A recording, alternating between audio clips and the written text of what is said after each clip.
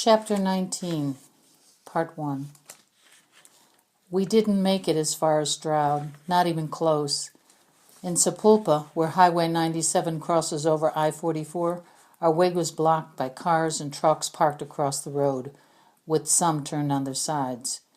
We could see that the road bay above was packed with cars pushed bumper to bumper, so we could not go over the blockage either. The banks of each side of the road were too steep for the Humvee, and the fields below were bordered with heavy woods. There was no going around. Lopez spun the steering wheel around and we went back up the highway. He stopped the Humvee in the middle of the eastbound lane, not far from the Sapulpa Buffalo Monument.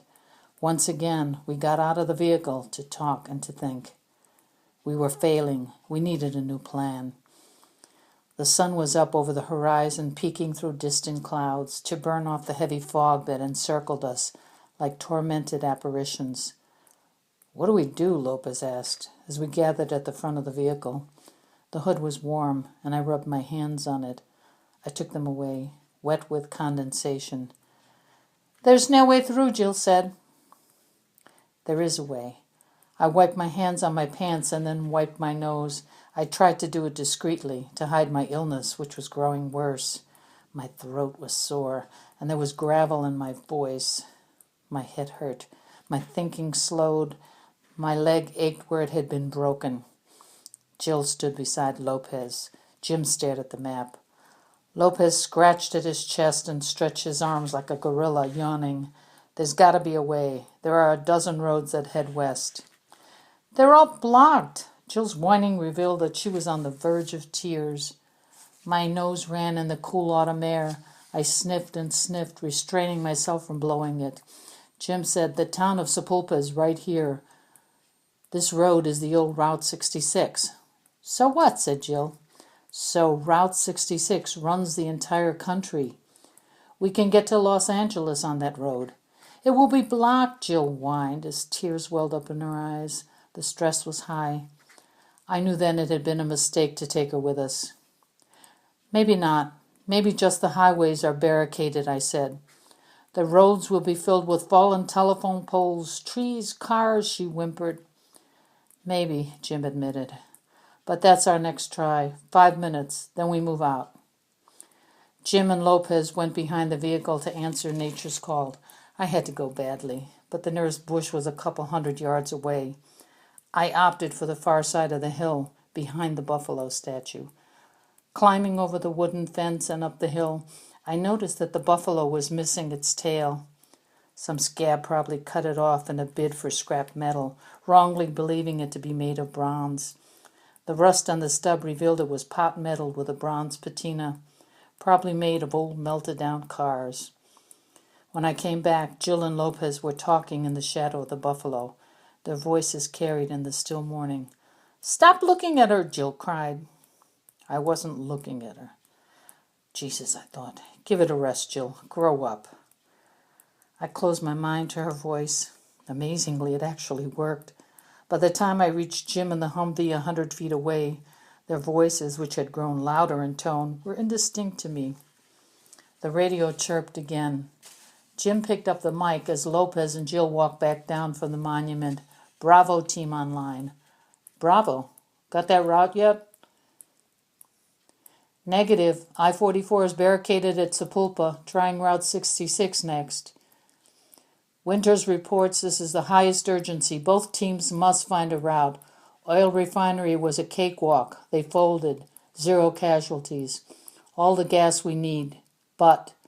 The radio went dead for a moment, and when the radio man returned, his voice resonated with worry. "We've lost contact with Tinker. Suspect they are losing the battle. We've been on the radio with the Pentagon. They want us to handle it, which means there's nothing they can do for us or HQ. We need that route ASAP." "Roger," Jim signed off. A second later, Wilcox reported, "Alpha team's still crawling, but we're on it." "Keep on it," the radio man said, his voice grim, and then the airways went dead again. Hearing Wilcox's voice, I suddenly realized who it was that I recognized in Jill's photograph of her aunt and uncle. "Jill, you're with me. Now," I demanded. Jim said, "We've got to go." "In a minute."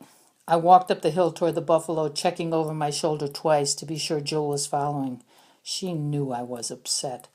Her face displayed placid stubbornness, and her feet stomped over the ground in protest. "What is it?" she demanded as we reached the top. Below on the highway, the two men stood looking at us. We walked down the other side of the hill, out of view of the men. Finally alone, I asked Jill, "Who was in that photo?" "What?" "The photograph I found on the floor of the storeroom. The one you said was of your aunt and uncle. Who was it?" "You're still mad I accidentally let the prisoner escape." "What?" "At the airport. You think I'm stupid, that I let him go on purpose." "No, Jill." "Yes, you're pissed that Scab got away." "I don't give a shit about the prisoner. You're deflecting." "No, I'm not. What does that mean?" "Stop it, Jill. Don't change the subject. Who was in that photograph?" "They were my aunt and uncle." "Don't BS me, Jill. The photo was Wilcox's, wasn't it?" She acted as if I had stuck a knife in her gut. "No," she said, her voice on the verge of tears once more. "Yes. The kid, the boy. I recognized him. Wilcox said he lost his photograph. He lost a photograph of his mom and dad and his sister. Why did you take it?" "I didn't take it. It's not his." "Wilcox thinks I took that photograph. He threatened to kill me." "He threatens to kill everyone." "Jill, he means it. He finds out you took that photograph, he is going to kill you." "No, he won't." "He thinks you took it." Jill smirked. I wanted to slap her face. She didn't seem to get how serious this was. "Jill, you've been stealing people's stuff. They're only reminders of their families. Why would you do that?" "You wouldn't understand," Jill said, coming close to admitting that she did it. "No, I probably wouldn't understand, but you better try to convince me. You better do it quickly. Wilcox will kill you." Tears streamed down her face. "Why, Jill?" She began to sob.